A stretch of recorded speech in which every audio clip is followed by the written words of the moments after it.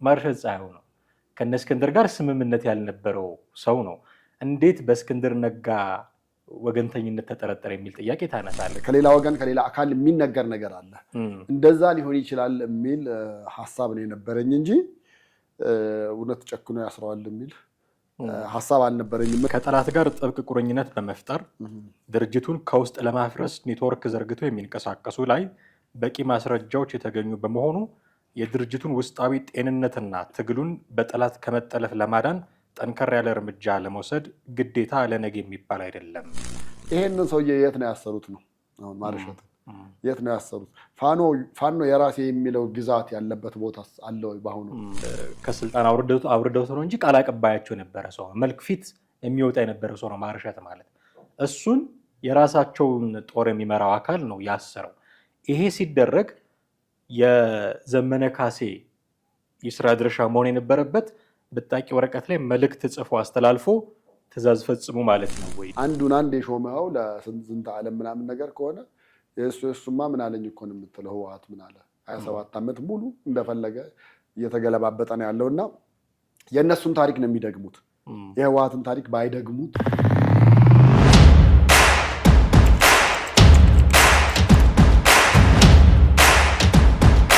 ሰላም ጤና ይስጥልን። እንዴት አላችሁ ውድ ቤተሰቦቻችን? ይህ ዘኢትዮጵያ የዩቲዩብ ቻናላችን ነው።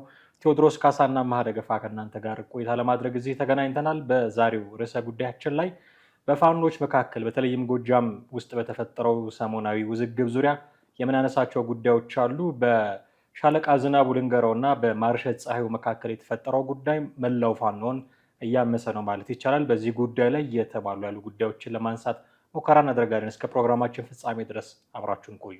እንዴት አለህ ቴዲ? እንዴት ነህ? ሰላም ነው። ሰሞኑን ፋኖ ውስጥ የምንሰማቸው ነገሮች ትንሽ በፊት ለጆሮ ባዳ አይደሉም እንዲህ አይነት ነገሮች። አሁን ግን እርስ በርስ መተጋገት፣ መታሰር፣ አንዱ አንዱን በቁጥጥር ስር መዋል ነገሮች ስንሰማ ትንሽ አብረው ለትግል የወጡ አያድርገውና እኔ አንተን አግቼ አስሬ አስቀምጠህ እንደማለት ነው። አብረው ለትግል የወጡ አንድ እዝ ውስጥ ይሰሩ የነበሩ ሰዎች ናቸውና እንደውም እኔ እናንተ ትላንትና ይህን ፕሮግራም ለመስራት ስንላላክ ፋይል ምናምን ይሄ ነገር እውነት ይሆን አስሯል አላሰረም የሚባለው ነገር እያነሳን ነበር እና ሌሊት ላይ የወጣ አንድ መግለጫ ስናይ ደግሞ ዝናቡ ልንገረው እርምጃ ወስጃለሁ በቁጥጥር ስር አውለናል የሚል ነገር መግለጫ ወጣ። በጣም ረዘም ያለ መግለጫ አውጥቷልና ምናልባት ለተመልካቾቻችን የተወሰነውን ነገር ልናነበላቸውም እንችላለን አስፈላጊ ከሆነ። ስለዚህ ስም አልጠራም። ማስረሻ ፀሐዩን ማን ነው ማርሸት ፀሐዩን አስሬዋለሁ የሚል ስም አልጠራም። ግን እንደዚህ አይነት እርምጃዎች እየወሰደ እንደሆነ መግለጫ የሚጠበቅ መግለጫ ነበረ።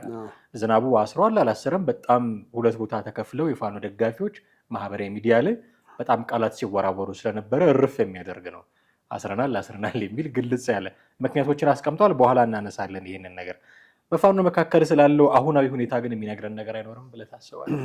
በጣም ይኖራል። እኔ እንደውም ትናንትና ስትልክልኝ አይቺ እንኳን ሌላ ፕሮፓጋንዳ ልትሆን ትችላለች ወይ ደግሞ አለ አይደለ እንደዚህ ከሌላ ወገን ከሌላ አካል የሚነገር ነገር አለ እንደዛ ሊሆን ይችላል የሚል ሐሳብ ነው የነበረኝ እንጂ እውነት ጨክኖ ያስረዋል የሚል ሐሳብ አልነበረኝም። እና አሁን ቅድም ቀረጻ ከመግባታችን በፊት ነው ሳየው የዝናቡን መግለጫ በጣም የሚገርምና በጣም ረጅም ነው።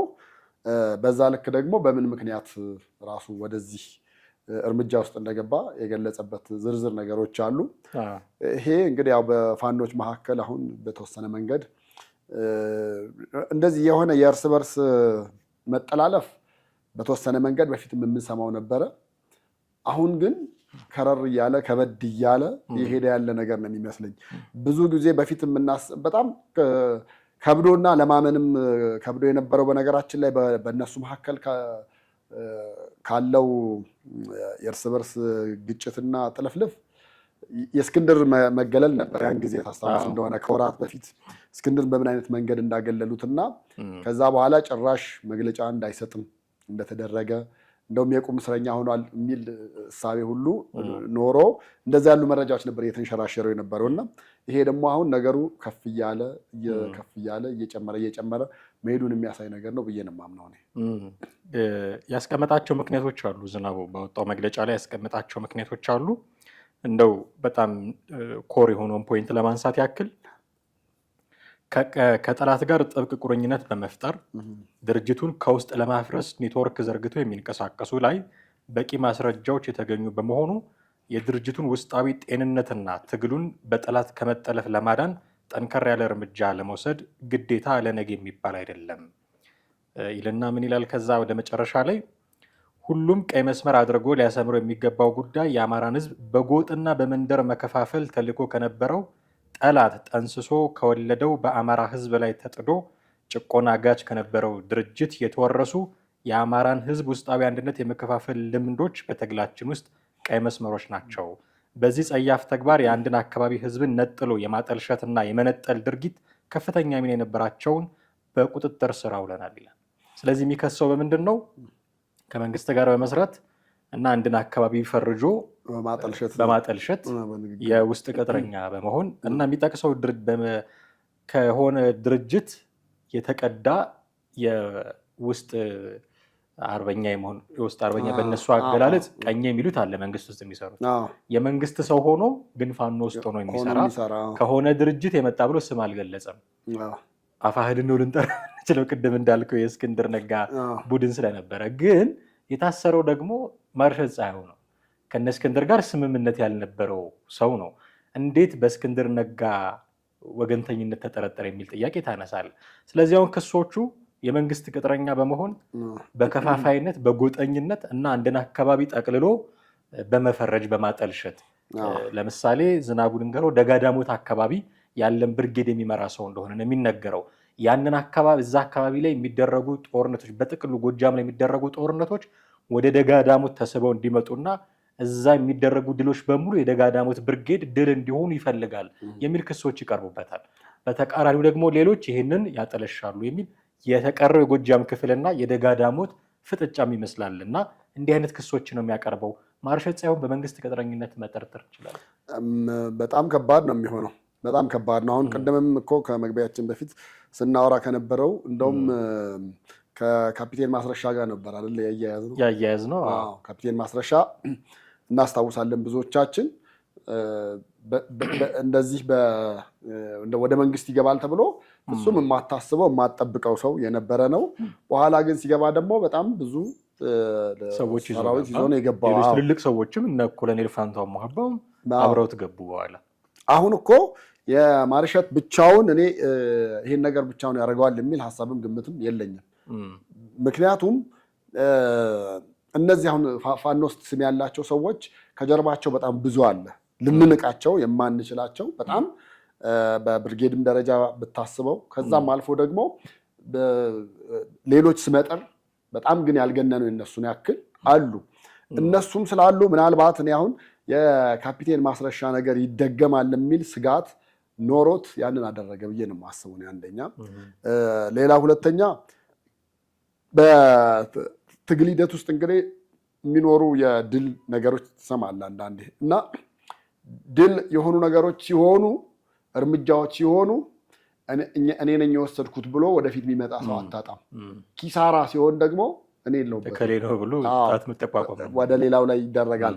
ይሄ በአብዛኛው የትግል ስልት ውስጥ የነበሩ ነገሮች ናቸው። ዝም ብለህ በቀላሉ በደርግ ጊዜ የነበረውን ብታስበው በጣም አስመራ ውስጥ አለ ተብሎ የተባለና በተለይ ሻዕቢያን ወጥሮ መክቶ ይዞ የነበረው የኮሎኔል ታሪኩን ጉዳይ ብዙዎች ያውቁታል ብዬ አስባለሁኝ። እና ልክ ኮሎኔል ታሪኩ በመጀመሪያ ፈቃድ ጠይቀዋል ነው የተባለው። ፈቃድ ጠይቀው ከወጡ በኋላ ለሕክምና ነገር ግን ያ ጥቃት ደረሰ እና እዛ አካባቢ ያለው ደርግ በሙሉ እንዲወጣ ተደረገ። ከዛ በኋላ ሙሉ ኪሳራው የተጣለው በማ ላይ ነው? በታሪኩ ላይ ነው። እነዚህም ሰዎች ያንን ነገር እንዳይደግሙት ነው። ደህና ነገር ሲሆን እንዲያድርገናል፣ እርምጃ ወስደናል፣ ይሄን ከተማ ተቆጣጥረናል ምናምን የሚሉ ነገሮች በብዛት እናያለን። በብዛት በቃ እንደው ሶሻል ሚዲያውም አይበቃቸውም። በቲክቶኩም መንደር በየትኛው በሁሉም የምታያቸው እነሱን ብቻ ነው የሚሆኑት። ከተማውን ሲለቁ ግን አይነግሩንም። በምን ምክንያት እንደለቀቁ አይነግሩንም። በማን ድክመት እንደተለቀቀ እንኳን አይነግሩንም። መረጃ ደግሞ የምትሰጥ ከሆነ ፍሎውን ጠብቆ መሄድ መቻል ያለበት በዛ ልክ ነው። እና እኔም ይመስለኛል አሁን እዚህ መካከላቸው ምናልባት የሆነ ነገርም ሊኖር ይችላል በዝናቡና በማርሸት መካከል መጀመሪያ የነበሩት እኛ ፊት ለፊት ብዙ ሰው የሚያያቸው የሚያውቃቸው ከነበሩት ፍትጊያዎች ከዛ የዘለለና ወደ ውስጥ ገብቶ እያቋሰላቸው የቆየ ከዛ በኋላ ግን ላስት ላይ ደግሞ አንዱ አንዱን እስከ ማሰር ደረጃ አንዱ አንዱን በቁጥጥር ስር እስከ ማድረግ ደረጃ ድረስ የደረሰበት ነገርን ያየ ነው። ይሄ እኔ በአንድ በኩል ምን ይነግርሃል? ለምሳሌ እኔ እስክንድርን የቁም እስረኛ አድርገውታል ሲባል የቁም እስረኛ የትን ቦታ ትንቀሳቀሳለህ፣ ነገር ግን እንደ ልብህ ወጥተህ እንድትናገር አይፈቀድልህም፣ እንደ ልብህ ከሰዎች ጋር እንድትገናኝ ብቻህን እንድትገናኝ አይፈቀድልህም። እነዚህ ነገሮች የተገደቡ ነገሮች አሉ። ይሄንን ሰውዬ የት ነው ያሰሩት ነው? አሁን ማርሸትን የት ነው ያሰሩት? ፋኖ የራሴ የሚለው ግዛት ያለበት ቦታ አለ ወይ? በአሁኑ እዚህ ቦታ ብለህ የምትለው አሁን የዝናቡን ስንሰማ የደጋ ዳሞት ሰው ነው በቃ ቶታል የተባለው እዛ አካባቢ እንግዲህ በፊትም ሲነሳ ጀምሮ ያሉት ደጋፊዎች ምናምን ነገሮች ይኖሩታል። እሺ ያዙ ታሰረ። አሁን የዚህ የማርሸት ደጋፊዎችስ ነገ ጧት ዕጣ ፈንታቸው ምንድን ነው የሚሆነው? ይሄ ነገር ትግሉን ሙሉ ለሙሉ አሁን እንታገለታለን የሚሉትን ነገር አይቀለብሰውም ወይ? አያጠፋውም ወይ? አያደበዝዘውም ወይ? የዲያስፖራዎቹን የሰማ ነው። ዲያስፖራ በተለይ ፋኖን የሚረዳው ይሄ ትግል እንደ አይናችን ብለን እንጠብቀው የሚገባ ነው ምናምን ሲል ነው የምትሰማው። እነዚህ ደግሞ ውስጥ ደግሞ እንግዲህ አንዱ አሳሪ አንዱ ታሳሪ፣ አንደኛው የቁም እስረኛ አንደኛውን ደግሞ ሌላ ታፔላ ስም እየተሰጣጣ በዛ ልክ የምትሄድ ከሆነ ፋኖ እንዴት ነው የሚቀጥለው የሚለው ነገር ራሱ ጥያቄ ምልክት ውስጥ ይጥለዋል ብዬ ነው የማስበው። ምናልባት አሁን እንደዚህ በጥቅሉ አንድ ፋኖ ከመሆናቸው በፊት በየክፍለ ሀገራቸው በየአውራጃ ዞናቸው እንደዚህ የተከፋፈሉ ነበሩ። ሰው የጎጃም ፋኖ የሚባለው ገና ሲጀመር ዘመነ ካሴ የሚመራውና ዝናቡ የሚመራው ሁለት የተለያየ ነበረ። እነሱ በኋላ ንግግር አድርገው ፖለቲካዊ አመራሩ ዘመነ ካሴ እንዲሆን፣ ወታደራዊ አመራሩ ዝናቡ ልንገረው እንዲሆን ተስማምተው ነው አንድ የጎጃም ፋኖ መስርተው የነበረው። ቴዎድሮስ ዕዝ የሚል ስያሜም የተሰጠው ከዛ በኋላ ነው። አሁን ወደዛ ወደ ቀደመ ግብራቸው የመመለስ አይነት ነገር አታይም።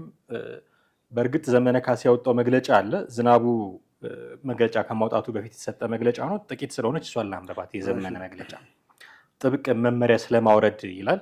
ድርጅታችን ቴዎድሮስ ዕዝ በብዙ እንቅስቃሴዎች በበጎ እየተጠራ ምሳሌ ሆኖ ከዚህ የደረሰው በአደረጃጀት ወጥነቱ ብቻ ሳይሆን የአደረጃጀት ወጥነቱ ጸንቶ እንዲቆይ የገጠሙትን በርካታ ውስጣዊና ውጫዊ ፈተናዎችን ፈቶ የተሻገረበት ጥበብም ጭምር እንደሆነ በየደረጃው ያለው አመራርና መላው ሰራዊታችን የሚገነዘበው ሀቅ ነው። ከአበቢቱ ፍንዳታ እስከ አፋብን ድርጅት ምስረታ ድረስ ለገጠሙንና ላከሰምናቸው ትግላችንም ህዝባችንም ወደ አለመኖር የሚቀይሩና በጥቁር ከሰፈሩት የታሪክ ገጾች እንደ አንዱ ያደረጉን የነበሩ ፈተናዎችን ስንፈታ ለተከተልናቸው ወርቃማ የችግር አፈታት ስልትና ልዩ የአመራር ሰጭነት ጥበብ ከዕዙ ስራ አመራር እስከ ቲም አመራር ድረስ በየቦታው ያሉ ጓዶቻችን የቀውስ ጊዜ መሪዎች ሲሉ ምስክርነታቸውን ሰጥተውናል። ዛሬም የገጠመንና ለጠላት ከሰማይ እንደወረደ መና ሆኖ እየተሰራጨ ያለውን አጋጣሚ ከዕዙ ስራ አስፈጻሚ እስከ ኮር አመራር ድረስ ያላችሁ መሪዎች ትናንት ከገጠሙን ችግሮች እንዳንዱ እንደሆነ በማሰብ እኛም አስቸኳይ እልባት ለመስጠት ቀዳሚ አጀንዳ አድርገን እየተወያየንበት መሆኑንም አውቃችሁ ወደ ሰራዊቱ ልዩ ስምሪት በመውሰድ የተለመደ የቀውስ ጊዜ አመራርነት ጥበባችሁን በመጠቀም በየደረጃው አመራሩንና ሰራዊቱን ጠላት ከሚሰነዝረው የማፍረስ አጀንዳ በመጠበቅ እዛችሁን አጽንታችሁ እንድትይዙና የተለመደ ስራችሁን እየሰራችሁ ከኔም የሚወርዱ መመሪያዎችን እንደወትሮ ሁሉ ያለመሸራረፍ እንድትፈጽሙ ስል የአደራ መልእክቴን በጥብቅ አስተላልፋለሁ ይላል። አሁን እኔ ማንሳት የምፈልገው ጥያቄ ይሄ በቂ ነው ወይ? አሁን ለተለያዩ እዞች ነው መመሪያ ያወረደው። ከዚህ በፊት እንደሚደረገው አሁንም ትዕዛዜን ተቀበላችሁ ሳይሸራረፍ ፈጽሙ፣ እኛ እየተወያየንበት ነው የሚል ነው። ጉዳዩ በውይይት ብቻ የሚፈታ ነው ወይ? ይሄ አሰራር ካላቸው አሰራርን የጣሰ ነው፣ ድርጅታዊ አሰራርን የጣሰ ነው። የራሳቸውን ሰው ከዚህ በፊት ምናልባት ከስልጣን አውርደውት ነው እንጂ ቃል አቀባያቸው የነበረ ሰው ነው፣ መልክ ፊት የሚወጣ የነበረ ሰው ነው ማርሸት ማለት። እሱን የራሳቸውን ጦር የሚመራው አካል ነው ያሰረው። ይሄ ሲደረግ የዘመነ ካሴ የስራ ድርሻ መሆን የነበረበት ብጣቂ ወረቀት ላይ መልእክት ጽፎ አስተላልፎ ትእዛዝ ፈጽሙ ማለት ነው ወይ? እየተወያየን ነው ማለት ነው ወይ? የሚጠበቀው ከዘመነ ካሴ ይሄ ነበረ ወይ ማለት ነው? እኔ እንደውም አሁን አንተ ስታነብ የዘመነ ካሴን መግለጫ ውስጥ ያስብ የነበረው ይህን ነገር የዘመነም እጅ አለበት፣ በቃ ቀድመው ያውቁ ነበር ማለት ነው። ዝናቡና ዘመነ ይህን ነገር ተነጋግረውበት ይሄ እርምጃ እንደሚወሰድ ቀድሞ መረጃው ነበረው ማለት ነው። ባይኖረው ቶሎ መረጃው ቀድሞ ሊወጣ የሚችል ነገር አልነበረም። እንደዚህ ያለ ነገር ሲሆን ወይ በመካከላቸው ያለውን ነገር ችግር ለመፍታት አንደኛ መታሰብ ነበረበት። ሁለተኛ እንደተባለው ደግሞ ማርሸት ሌላ አካል ያደረ ከሆነ ለመንግስት አካል መረጃ የሚሰጥ አይነት ነገር ከሆነ ደግሞ ያንን ነገር በማስረጃ ይዘው ወደሚቀጥለው እርምጃ መሄድ ይችሉ ነበረ ብዬ ነው የማስበው። አሁን ሌላው አሳሳቢው ነገር ምን ይሆናል ብዬ አስባለሁ መሰለም፣ እርምጃው በማሰር ብቻ ሊበቃ ይችላል። እንግዲህ ፋኖን ስናውቀው በዛ ደረጃ አይደለም። በጣም ትንንሽ ነገር እንኳን ሰሩ ያላቸውን ሴቶች አደባባይ ላይ ከባድ እርምጃ እስከ መውሰድ ደረጃ የደረሰ እውነት ማርሸትን በማሰር ብቻ ላይ ሊተወው ይችላሉ? ሌላ እርምጃ ሊወስድበት አይችልም ወይ የሚለው ነገር አንደኛ አሳሳቢ ነገር ነው ብዬ ነው የማስበው። ሁለተኛ ምናልባት በዚህ ጉዳይም እየተነጋገሩበት ሊሆን ይችላል ከዘመነ ጋር ምን አይነት እርምጃ እንውሰድበት፣ ሌሎችን የሚያስተምር አይነት እርምጃ ይወሰድ ወይንስ መክረን ዘክረን እንደገና ወደ ትግሉ ወደ ቦታው እንዲመለስና ከደረጃውም ዝቅ ብሎ በፋኖ ውስጥ እንዲቀጥል እናድርገው የሚሉ ነገሮች በጣም ወሳኝ ነገሮች፣ የበለጠ የቀጣይ ነገሮች ይመስለኛል ሊያሳስቡ የሚችሉት። ምክንያቱም ዛሬ እሱ ከተለቀቀ ነገ ሌሎችም ተመሳሳይ ነገር ሊያደርጉ ይችላሉ ነው። አሁን ለምሳሌ የካፒቴን ማስረሻ መጣ፣ ተቀላቀለ። በቃ ከዛ በኋላ ከተቀላቀለ በኋላ እዛ ያለው ጋር በጣም ትልቅ የሆነ መፈረካከስን ፈጥሮ ነበረ። ከዛ በኋላ እነሱ እንደውም እንደ ምንም የተፈጠረ ክፍተት የለም ብለው ነው መልሰው ነገሩን ወደ ማደራጀት አመጥተው እንደገና በዚህ ሁኔታ ላይ ነን ያለ ነው ምናምን። ያ ነገር እንዳይደገም ነው አሁን ማርሸትን አሰር ነው ያሉት። ግን በማሰር ብቻ ይምሩታል፣ ሊተዉት ይችላሉ ወይ? ከሱ ጋርስ ግንኙነት ያላቸው ከታች ያሉትን ምንድን ነው የሚያደርጓቸው? አስረህ ስትቀልብ ትኖራለህ ወይንስ አስተምረህ ወደ ቀድሞ ስራው እንዲመለስ ወይስ የማያዳግም እርምጃ ወደሚሉት መውሰድ? ይሄ ነገር ነው አሳሳቢ ይሆናል ምናምን ነገር ብዬ የማስበው በራሴ። ከዛ በዘለለ ግን ፋኖ ውስጥ አሁን እንደዚህ ያሉ ነገሮች በጣም ተከታታይ ተደጋጋሚ ምናምን እያየናቸው የመጡ ናቸው። በአጭር ጊዜ ያበቃል ለሚቀጥለው ገና 4 ኪሎ የተባለው የትኛው ገና እንደሆነ እስካሁን ድረስ በማይታወቅ ሁኔታ እየሄደ ነው። እንደውም ከሱ ይልቅ ታሪካቸው ዝም ብሎ እየረዘመ ከምዕራፍ 1 ወደ ምዕራፍ 2 ምናምን አንድ መጽሐፍ ልጻፈው ብለህ ብትል እንኳን ለምሳሌ በፋኖ የትግል ታሪክ ላይ የተመሰረተ መጽሐፍ እንጻፍ ምናምን ብለህ ብትል መነሻውን ጫካ ታደርጋለህ። ከዛ በኋላ ምዕራፍ 1 ምናልባት እስከ እስክንድር መክዳት ወይ ደግሞ ተከዳን ብለው እስካሉበት፣ ከዛ በኋላ ካፒቴን ማስረሻ እስከሄደበት፣ ከዛ በኋላ ማስረሻ የተያዘበት ማን ነው ማርሸት የተያዘበት ምናምን እያልክ እንደዚሁ በክፍል እየከፋፈልከው ልትቀጥል ነው ወይ? የፋኖን ታሪክ ነው የምልህ። ወይስ የቀድሞ ክብሩን አስጠብቆ የቀድሞ ክብሩን ስለ ለምሳሌ በሀገር በሚኖሩ በማንኛውም ትግሎች ላይ ፋኖ ቀዳማዊ ሆኖ ነበር የምታገኘው። ከውጭም ኃይል እንደገና ከትግራይ ቲፒኤልኤፍ ጋር በነበረው ትግል ቀዳሚው የነበረው ፋኖ ነው ወይስ እንደው ታሪኩ ሙሉ ለሙሉ ታሪኩ እዚህ ጋር ይቋጭ ይሆን የሚለው ነገር እሱ ይመስለኛል እንደውም የበለጠ አሳሳቢ ሊሆን የሚችለው። ከዚህ ጋር ተያይዞ የሚነሳው አንድ ሌላ አወዛጋቢ ነገር ምንድነው? በደጋፊዎች በፋኖ ደጋፊዎች መካከል የሚነሳው ከዚህ በፊት ማርሸት ፀሐዩ ከህዝብ ግንኙነት ስራው ገለል እንዲል የተደረገው ፋኖን የማይመጥኑ መረጃዎችን ይሰጣል በሚል ነው እና ያኔ ገለል ሲደረግ በውስጥ አሰራር ቅጣትም ተቀጥቶ ነው የሚል መረጃ ወጥቶ ነበረ። ታስሮ ነው እንደዚህ ነው በግልጽ የማውቀው ነገር የለኝም፣ ግን እርምጃ ተወስዶበታል በድርጅታዊ አሰራር። ያኔ እርምጃ ሲወሰድበት ዝም ያላችሁ ጊዜ ሰዎች አሁን ሻለቃ ዝናቡ እንዲህ አይነት ነገር አይቼበታለሁ ብሎ ሲያስረው ለምንድን ነው የጮኻችሁት? ስለዚህ ማርሸት ፀሐዩ ላይ እርምጃ የመውሰድ መብት ያለው ዘመነ ካሴ ብቻ ነው ወይ? ዝናቡም እኮ ወታደራዊ አመራር ነው፣ ችግሮች ካየ እሱም እርምጃ ለመውሰድ መብት የለውም ወይ የሚል ጥያቄ ያነሳሉ። ስለዚህ አሁን ጉዳዩ እንደ መጀመሪያም ሲባል እንደነበረው የደጋዳሙትና የተቀረው ጎጃም ፍጥጫም ሊሆን ይችላል። የዘመነ ካሴ ቡድንና የዝናቡ ቡድን ፍጥጫም ሊሆን ይችላል። አንተ እንዳልከው ደግሞ ቅድም እንደጠረጠርከው አብረውስ እየሰሩ እንደሆነ ዝናቡና ዘመነ ካሴ አብረውስ ይህን ነገር ተነጋግረው አድርገውት እንደሆነ የሚታወቅ ነገር የለም። ምን ብለሃል? ብዙ ሰዎች ጥያቄ እንዲያነሱ ያደረጋቸው አንዱ ምንድን ነው፣ ከመካከል የሆነ ችግር ቢፈጠር በፋኖች መካከል ቀድሞ መረጃ እንዲሰጥ ይጠበቅ የነበረው አሁን ባለው ሁኔታ አስረስ ማረ ዳምጤ ነበር።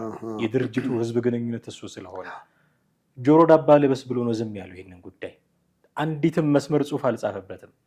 ቼክ ሳደርግ ነበረ፣ ምናልባት አዳዲስ ጉዳዮች ካሉ ብዬ እሱን የፌስቡክ ገጽ ቼክ ሳደርግ ነበረ። አንዲትም ነገር አልጻፈም እዛ ላይ እና የውስጥ ችግራቸው ሲሆን ኦፍኮርስ የድርጅታቸው ጉዳይ ስለሆነ አደባባይ ላይ ያውሉት ይችላሉ። ግን ለምሳሌ እስክንድር ነጋ ጉዳይ ሲሆን ታስታውሳለህ፣ አንድ ሆነን ባሉ ማግስት እኔ ስልጣን አልፈልግም ተራ አባል ሆኜ ነው መቀጠል የምፈልገው ያለ ጊዜ አደባባይ ወጥቶ መጀመሪያ የተናገረው ሰው አስረስ ማረ ዳምጤ። ይሄ በውስጥ ማለቅ የነበረበት ጉዳይ ነው። እንዴት በአደባባይ አንድ በሆንን ማግስት እንዴት እንዲህ አይነት ነገር ይፈጥራል ምናምን ብሎ አደባባይ ወጥቶ የተናገረው ያሳጣው እስክንድርን አንደኛ እሱ ነው። አሁን ዝናቡ ሲያስር ለምን ዝም አለ?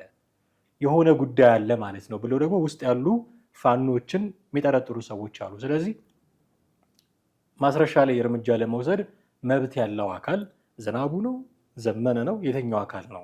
ለምንድን ነው ዘመነ ሲወስድ ዝም ጮኻችሁ ዝም ብላችሁ አሁን ዝናቡ እርምጃ ሲወስድ የምትጮሁት? ይሄ የአንድ አካል ደጋፊ መሆናችሁን ያሳያል የሚል ትችት የሚያቀርቡ ሰዎች አሉ። አሁን ክፍፍሉ ውስጥ መሬት ላይ ካሉት ከፋኖችም ተሻግሮ ደጋፊዎቻቸው ማህበራዊ ሚዲያ ላይ ያሉ ደጋፊዎቻቸው ውጭ ያሉ ደጋፊዎቻቸውም ዘንድ የሄደ ጉዳይ ሆኗል።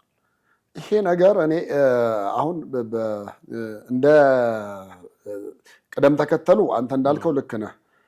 አስረስ ማረ እሱ ነበረ መጀመሪያ አድሬስ ሊያደርግ የሚገባው አድሬስ ቢኮዝ እንደዚህ አይነት ነገሮች ሲኖሩ አጠቃላይ በቃ አሁን እነሱ እንደ ተቋም ነው እየተንቀሳቀስን አለን ምናምን ነገር ብለው የሚሉት አይደለ። እንደ አንድ ራሱን የቻለ አካል ከሆነ የራሱን የሆነ አደረጃጀት ካለው በህዝብ ግንኙነቱ አማካኝነት ነው መገለጽ መቻል ያለበት። ይሄ ነገር ከነጭራሹ አስረስ ማረ ዳምጤም ፍጹም አያውቀውም ብለህ ልትለው የምትችልበት ደረጃ ላይ ነው የምትደርሰው። እርምጃውን ሲወስድ እንዳልኩህ ዘመነ ሊያውቅ ይችላል። ከዘመነ ውጭ ግን ማንም የበታች አመራር እንዳያውቅ ተደርጎ ሊሆን ይችላል። ምክንያቱም ሊያፈነግጥ ይችላል፣ መረጃ ሊወጣ ይችላል። ከወጣ ደግሞ ሌሎች ነገሮች መልካቸውን ሊቀይሩ ይችላሉ። ይሄ አሁን እንዳሰብነው ወይ ደግሞ እየሄደ እንዳለው ላይሄድ ይችላል።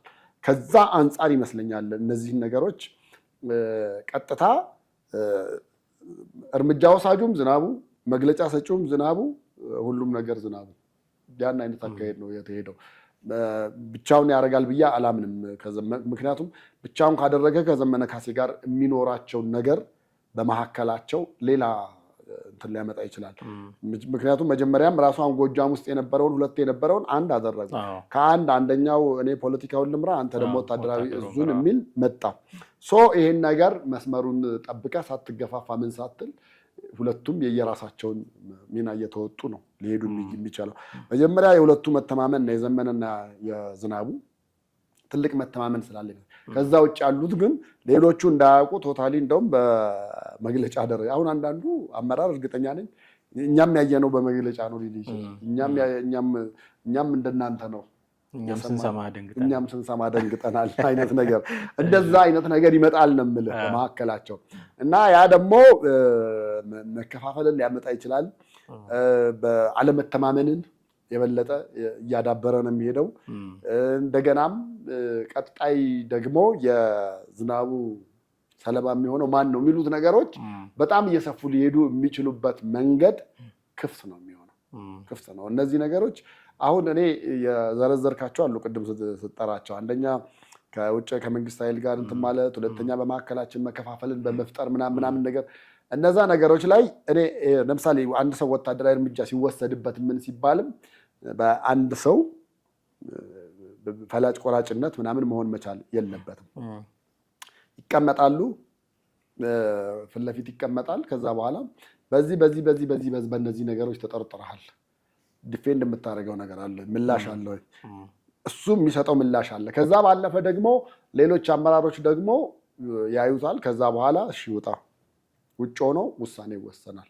በቁም ስር ይሁን አይ በደንብ ማንም የማያውቅበት ቦታ ታስሮ ይሁን ትምህርት ተሰጥቶት ይመለስ ምናምን የሚሉት ነገሮች በዛ ደረጃ በዛ ስቴፕ ሄዱ አልመሰለኝም ፋኖች ጋር። ለምን አሁን ነገሮች እየገነኑ እንዲሄዱ ምክንያት ይሆናል።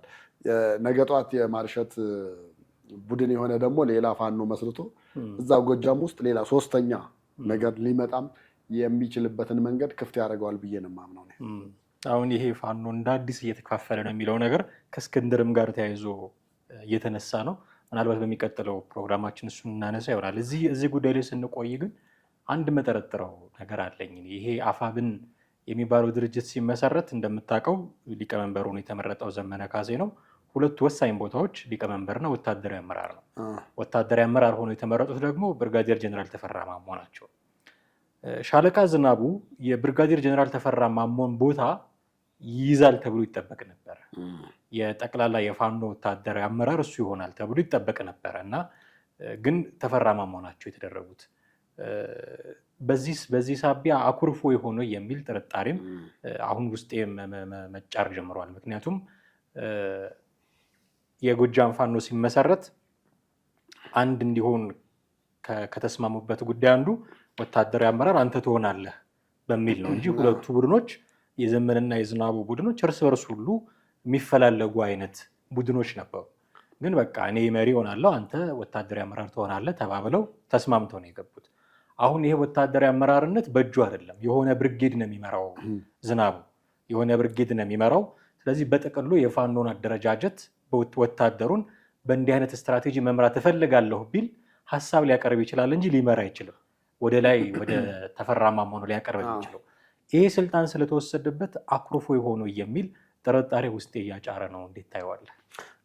እኔ በዚህ ጉዳይ ጭራሽ እሱ እዚህ ድርድር ውስጥ መግባት አለበት ወይ ደግሞ ይህን ስልጣን የጀነራል ተፈራ ማሞን መፈለግ አለበት የሚል 100% እምነቱ የለኝም። መመኘትም መቻል የለበትም። ለምን መሰለህ? አሁን የእኚህ ሰውዬን ባክግራውንድ እና የእሱን ስታስተያየው እሳቸው እንደ ሀገር ደረጃ በሀገር ደረጃ ጀነራል የሆኑ ናቸው። አንደኛ። ሁለተኛ ሙሉን የዚህ ወታደራዊ ሳይንሱ በሙሉ የገባቸው የሚያውቁ ሰው ናቸው። እንግዲህ ዝናቡን አምጥተህ እዛ ላይ ያስቀመጥክ እድሜና የጤና ሁኔታ ሊገድባቸው ይችላል። ግን አሁን ይሄ ኢትዮጵያ ውስጥ የነበረው ጀነራል በሙሉ በህወሓት ጦርነት ጊዜ ይሄ አልተሰለፈም። በቃ አንዳንዶቹ እንደውም ጡረታ ውጡ ሁሉ ተብለው የወጡ ናቸው። የጤናም ሁኔታ ሊኖር ይችላል፣ ብዙ ነገር ሊኖሩ ይችላሉ። ግን ልምዳቸውን ተሞክሯቸውንና ሳይንሱ የሚለውን ነገር ብቻ አቀናጅተው መምራት መቻላቸው ትግሉን የተሻለ እንዲሆን ሊያደርገው ይችላል። ስለዚህ አሁን የእሳቸው በእርግጥ የጤናቸው ሁኔታ በየጊዜው እየተነሳ ያለ ጉዳይ አለ። ነገር ግን እኔ አሁን ጀነራል ተፈራ ማሞን ዝናቡ ሊተካቸው ይችላል ምናምን የሚል ሀሳብም እምነትም የለኝም። ምናልባት እሱ አካባቢውን ሊያውቅ ይችላል፣ ይሄ ማፑን ምናምን እዛ አካባቢ ያሉትን ሊያውቅ ይችላል። ግን አካባቢዎቹን ብቻ ስላወክ ደግሞ አይደለም። ወታደር ራሱን የቻለ ሳይንስ አለው። በወታደራዊ ሳይንሱ እንግዲህ እሳቸው በጣም በጣም በጣም አስተማሪው ሊሆኑ ይችላሉ። በጣም በእድሜም በብዙ ነገርም ይበልጡታል። እሱ ዝም ብሎ ከእሳቸው እግር ስር ሆኖ ቢማር ነገ ጧት እሳቸው የጤና ሁኔታ አላስቻለኝም በቃኝ ብለው ቦታ ቢለቁ ሊተካቸው የመቻል እድሉ ሰፊ ሊሆን ይችላል። ከዛ በዘለለ ግን ከእሳቸው ጋር በስልጣን መለካካቱ አይ ቲንክ ትንሽ እንደውም የበለጠ ትግሉን ያዳክመዋል ብዬ ነው የማምነው። እንደዚህ ማድረግ የለበትም የሚል ምክር ሀሳብ ማንሳትህ ተገቢ ሊሆን ይችላል። ግን እኛ እንዲህ ስላልን እንደው እሳቸው ወታደራዊ ሳይንሱንም ያውቁታል፣ ማዕረጋቸውም ብርጋዴር ጀነራል ነው፣ ከፍ ያለ ነው፣ ልምድም አላቸው። የሰሜኑ ጦርነት ላይም ህወሓትን ልክ ካስገቡ ጀነራሎች መካከል አንዱ ናቸው። የአማራ ክልል ልዩ ኃይልንም ይመሩ ነበር። ስለዚህ የተሻለ ኤክስፒሪየንስ አላቸው፣ ይታወቃል። እንዲህ ስለሆኑ እሱ የእሳቸውን ቦታ መመኘት የለበትም የሚል ምክር ሀሳብ ልታቀርብ ትችላለህ፣ አሁን እንዳደረግከው። ግን እሱ ለማኩረፍ ምክንያት አይሆነውም። አሁን ይሄንን ብትመክረው እኔ ከማን አንሳለሁ የሚል ጉዳይ ሊያነሳ ይችላል። እሳቸው ትግሉን ከመቀላቀላቸው በፊት ስመራ የነበርኩት እኔ አይደለሁም ወይ የጎጃምን ፋኖ ስለዚህ ብዙ ድል አምጥቻለሁ ብሎ ሊዘረዝርም ሁሉ ይችላል፣ አይታወቅም። እና ግን ለማኩረፍ በቂ ምክንያት አይሆነውም ወይ? ስልጣን የተወስዶ እንደምታውቀው ስልጣኑ ትልቁ መለያያ በአሁኑ ሰዓት ፖለቲከኞችም ወታደሮችም ከፍ ያለውን ቦታ ካልያዙ ደስ አይላቸውም፣ ያኮርፋሉ። እና ይሄ ለማኩረፍ ማርሸትን ለማሰር ከዘመነ ጋር የሆነ ልዩነት ውስጥ ለመግባት በቂ ምክንያት አይሆነም ወይ? እንደ ምክንያት እኔ የሚታየኝ ይኸውልህ አሁን ኃይላቸውም እንዳለ እንዲቀጥል ዝናቡ ባለበት ቦታ ሆኖ ወታደራዊ መስመሩን እየመራ መሄዱ በቃ ያ አሁን ያለበት ቦታ በቂው ነው ብዬ ነው የማምነው። አለዛ ወደ የዘመነ ካሴን ቦታም ካልያዝኩኝ የሚል እሳቤ ከመጣ የጀነራል ተፈራ ማሞንም ቦታ መያዝ የሚገባኝ እኔ ነኝ የሚለው ነገር ከመጣ በኋላ ገና ወደፊት ስንት ነገር እያሰቡ አሁን ባለው ሁኔታ ላይ ሆነው የትግሉን ሙሉ ለሙሉ የማኮላሸት አይነት ነገር ነው ሊሆን የሚችለው አንደኛ። ሁለተኛ ደግሞ ከዚህ በፊት እንግዲህ የጎጃም ፋኖ ራሱ ሁለቱ በመሆናቸው የወታደሩንም ክንፍ የያዘው የፖለቲካውንም ክንፍ የያዘው። በነገራችን ላይ ከፖለቲካው ክንፍ በላይ የወታደራዊ ክንፉን የያዘው ትልቅ ፓወር አለው ብዬ ነው የማምነው። ቢኮዝ አሁን እዛ በስሩ ያለ ያ ሁሉ ብዙ ሺህ ወታደር እሱን ነው የሚያምነው። እሱ ያንን ይዞ ራሱ ሱዳን ልግባ ቢል ልኮብልል ቢል ምን ልበል ቢል የበለጠ እንትኑ ፓወሩ ያለው እሱ ጋር ስለሆነ የያዘውን ፓወር ያለማወቅ ነገር ሊሆን ይችላል እንጂ በጣም ትልቅ ፓወር ነው የተሰጠው። ይህንን ይዞ ዝም ብሎ መቀጠል መቻል አለበት ብዬ ነው የማምነው። አለዛ ከነኚህ ሰዎች ጋር ገና ከአሉበት ጫካ ሳይወጡ የስልጣን ሽኩቻ በመካከላቸው ያለ ከሆነ በጣም አደገኛ ለፋኖ በጣም ጎጃም ፋኖ በተለይ በጣም አደገኛ ነው ይሆናል ብዬ የማስበው። ምክንያቱም እንደማስበው የሚገኙ ጥቅሞች ሊኖሩ ይችላሉ፣ ግን ቋሚ ደሞዝ ደግሞ ላይኖር ይችላል። ቋሚ ደሞዝ አድርገህ እዛ ጫካ አስቀምጠህ ስትከፍለው የምትኖረው የለም። ነገር ግን የተለያየ ጥቅማ ጥቅም ሊኖር ይችላል። ለምን ዲያስፖራውን በአንድ በኩል እያየን ነው። ዝም ብሎ የተቀመጠ ዲያስፖራ የለም። በተለይ የጎጃም ፋኖንም የሌላውንም ፋኖ ደግፋለሁ የሚለው ያለውን እያወጣ ሳፖርት እያደረጋቸው ነው ያለው። ሶሻል ሚዲያ ላይ እየተናገሩ ነው ያለው፣ እየመጣ ነው ያለው። በነዛ ጥቅማ ጥቅም ነው እንጂ ከዛ በዘለለ የእነሱን ቦታ ቢይዝም ያን ያክል ትግሉን ይመራዋል ብዬ አላስብም። በፊት መርቶ ነበረ። በፊት የመራ ለአጭር ጊዜ እኮ ገና ተደራጅተህ አዲስ ሆነ ምናምንማ ማንም ከዛ ውስጥ እኮ ከሁላችን እኮ የተሻለ ማን ነው ተብለህ እጅ አውጥተህ ነው እከሌ ይሻላል እንዲህ ልምድ አለው ምናምን ብለህ ዝም ብለህ የምትመርጠው። አሁን ግን የበለጠ እየተደራጀ እየጠነከረ ሲመጣ ደግሞ በዛው ልክ ጠንካራ የሆኑ ሰዎች ናቸው ሊያስፈልጉ የሚችሉት።